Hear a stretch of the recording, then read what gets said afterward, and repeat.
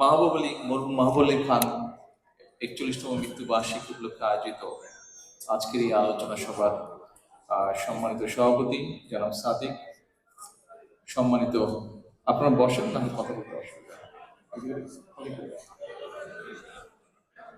সম্মানিত সভাপতি, মঞ্চে উপস্থিত ওলেমা মশায়েখগণ, সম্মানিত ওলেমা মশায়েখগণ, মঞ্চে উপস্থিত অতিথিবৃন্দ এবং আমার সামনে উপস্থিত আমন্ত্রিত অতিথিবৃন্দ। আমার স্ত্রী ডক্টর জুবাইদাকে এখান থেকে অনুরোধ করা হয়েছে পরিবারের পক্ষ থেকে কিছু বলার জন্য।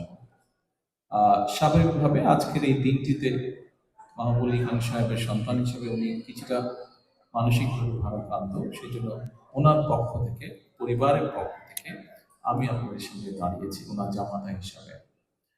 আমি প্রথমে আজকের অনুষ্ঠানের আয়োজকবৃন্দ যারা আছেন সকলকে একটা সুন্দর আজকের এই সুন্দর অনুষ্ঠানটি আয়োজন করার জন্য সকলকে আন্তরিকভাবে পরিবারের পক্ষ থেকে ধন্যবাদ জানাতে চাই। যেভাবে মরহুম মাহবুব আলী খান সাহেবের জীবনী তুলে ধরা হয়েছে, যেভাবে ওনাকে সুন্দরভাবে উপস্থাপন করা আছে, দেশের জন্য উনি যে সকল কাজগুলো করেছিলেন সেগুলো যেভাবে সুন্দরভাবে উপস্থাপন করা আছে, যারা যারা কষ্ট করে এই আয়োজনগুলি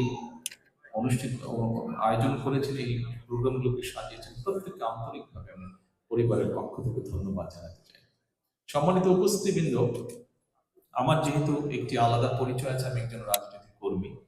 স্বাভাবিকভাবে যখন আপনাদের সামনে দাঁড়িয়েছি, একটি দুটি কথা এক মিনিট সময় হয়তো আমি নিব।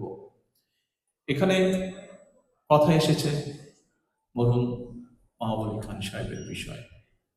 উনি একজন দেশপ্রেমিক মানুষ ছিলেন, দেশের জন্য উনি কাজ করেছেন। এখানে কিছুক্ষণ আগে বিভিন্ন বক্তব্য বলে গেছে যে দেশে একটি পরিবর্তন এসছে, দেশের মানুষ কিছু চাইছে, রাজনৈতিক দলগুলো, রাজনৈতিক কর্মী, রাজনৈতিক নেতৃবৃন্দের সামনের দিকে বাড়তে চাইছে দেশ। এখানে আপনারা যারা আছেন প্রায় অধিকাংশ মানুষই রাজনীতির সাথে জড়িত আছে। আমরা যারা রাজনীতি করি, আমরা রাজনীতি করি দেশের মানুষের জন্য, দেশের মানুষের পাশে দাঁড়ানোর জন্য। আমি সকলকে অনুরোধ করব যে আসুন, আমাদের যে সুযোগটি এসছে দেশের মানুষের পাশে দাঁড়ানোর জন্য, আমাদের যে সুযোগটি এসছে দেশকে সামনে এগিয়ে নিয়ে যাওয়ার জন্য, আমরা সেই সুযোগটি কাজে লাগাই। আমরা আমাদের কাঙ্ক্ষিত, শহীদদের কাঙ্ক্ষিত যে বাংলাদেশের জন্য তারা নিজের প্রাণকে উৎসর্গ করেছে, সেই বাংলাদেশকে যাতে আমরা ধীরে ধীরে গড়ে তুলতে পারি। সম্মানিত উপস্থিতিবৃন্দ, যে একটি বিপ্লবের মাধ্যমে, যে একটি রক্তক্ষয়ী আন্দোলনের মাধ্যমে দেশে পরিবর্তন এসছে,